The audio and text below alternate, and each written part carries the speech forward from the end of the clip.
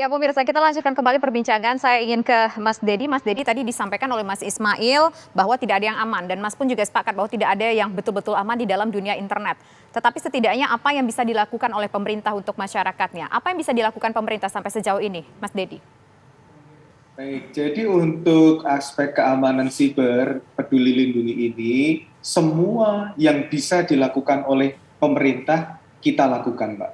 Demi menjaga keamanan data pribadi dan keamanan siber dari sistem ini.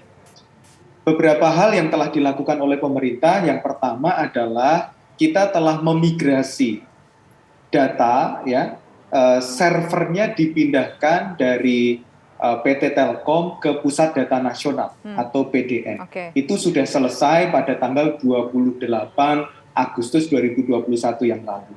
Itu semuanya sudah dimigrasikan, gitu ya. Itu yang pertama. Artinya kita memiliki server di Pusat Data Nasional milik pemerintah Indonesia sendiri, bukan milik siapapun dan tidak di luar wilayah Indonesia. Itu yang penting, yang pertama yang perlu kita tekankan.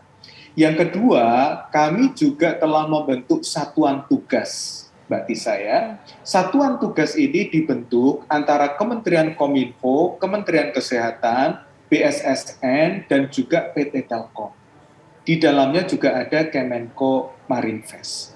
Untuk apa Satgas ini? Satgas ini dibentuk untuk memonitor kinerja aplikasi Peduli Lindungi selama 24 jam non-stop setiap hari.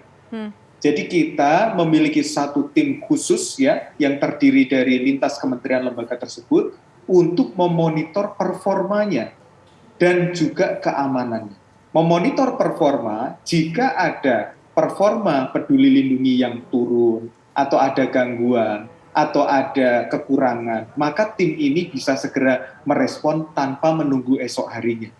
Dalam hal menjaga keamanan sibernya, tentu tim ini juga siap sedia 24 jam non-stop untuk menangkal atau mengantisipasi serangan-serangan siber yang ada. Oke, baik. Ini berbicara soal serangan siber yang ada dari data Drone Emprit sendiri, Mas Ismail, apakah Drone Emprit mencatat ada beberapa upaya serangan yang dilakukan untuk menyerang aplikasi Peduli Lindungi ini? Mas Ismail, apa saja datanya secara spesifik yang Anda punya? Ini Drone Emprit tidak memonitor serangan, Mbak. Ini kita memonitor percakapan di media sosial. Untuk memonitor serangan itu perlu aplikasi khusus. Saya kira itu yang memonitor itu BSSN. Ya, saya kira data itu bisa secara resmi BSSN bisa menyampaikan berapa banyak serangan dan seterusnya itu.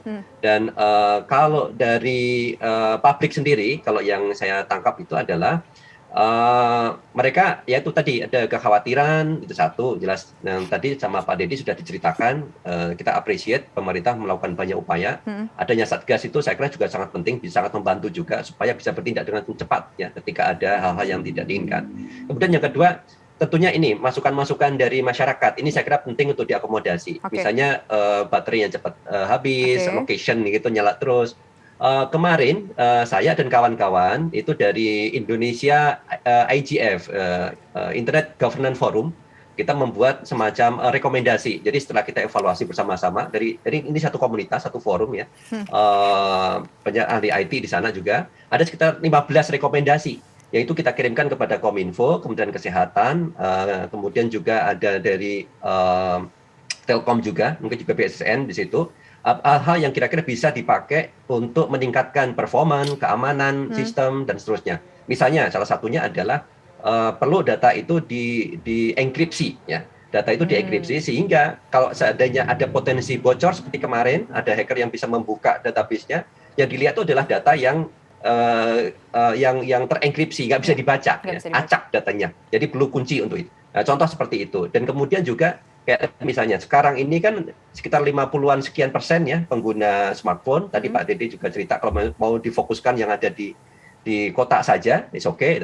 Tetapi di daerah-daerah kan mereka akan pakai. Kita juga usulkan metode dibalik. Ya. Jadi kalau kita lihat sekarang ini yang di gate atau venue mereka kan hanya masang barcode.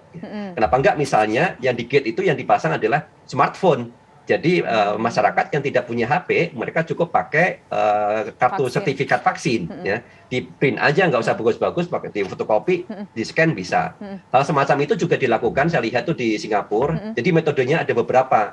Di Singapura kalau masuk ke toko gitu ya, tidak perlu smartphone itu yang scan, tapi di toko itu sudah ada smartphone-nya. Ya, kita yang menggunakan alat untuk dibaca itu. Oke, baik. Nanti ini akan ditanggapi dengan pihak dari Kemenkominfo sejumlah rekomendasi, termasuk juga ya soal rekomendasi untuk mereka nggak punya smartphone begitu. Nanti ya Mas Dedi, kita iklan dulu, pemirsa kami kembali sesaat lagi.